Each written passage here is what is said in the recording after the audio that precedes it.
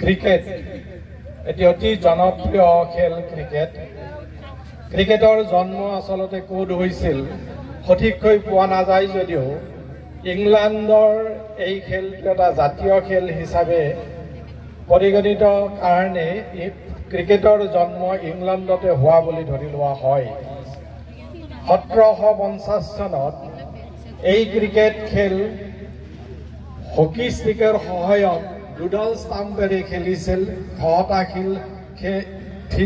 পিটছত আৰু পৰৱৰ্তী 1750 চনত এই খেলখনক উন্নতকৰণ কৰি ক্ৰিকেট বৰ্তমান যিখন বেট আছে সেই বেটখনেৰে 3ডাল ষ্টাম্পেৰে খেলা হয়। আৰু 1787 চনত মেলবৰ্ণ ক্ৰিকেট টিমে গোটেই ক্ৰিকেটৰ যেটো ৰুল ৰেগুলেশ্যন সেই ৰুল ৰেগুলেশ্যনটো নিৰ্ধাৰণ কৰিছিল।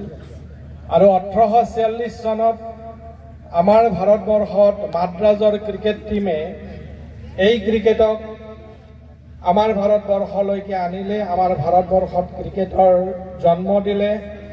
আৰু পৰৱৰ্তী সময়ত 1880 চনত আৰু 1888 চনত আমাৰ ক্ৰিকেট টিমে ভাৰতৰ ক্ৰিকেট টিমে প্ৰথম ইংলেণ্ডলৈ এই খেল খেলিব গৈছিল। আৰু 1890 চনত ইংলেণ্ডৰ টিমে আমাৰ ভাৰতবৰ্ষত খেলিবলৈ আহিছিল। আৰু পৰৱৰ্তী 1927 চনত আমাৰ ভাৰতত ক্ৰিকেট বোৰ্ডৰ জন্ম হয়। সেইটোক আমি BCCI বুলি কওঁ। BCCIৰ জন্ম হৈছিল 1927 চনত আৰু এইটো দিল্লীত জন্ম হৈছিল তেওঁলোকে এই BCCIৰ ক্ৰিকেট সন্থা। তাৰপিছত 1927 চনৰ পিছত দিল্লীৰ পাটিয়ালা মহাৰাজাই ৰঞ্জিত ট্ৰফিৰ সহায়েৰে ভাৰতবৰ্ষত ক্ৰিকেটৰ জনপ্ৰিয়তা অৰ্জন কৰিছে।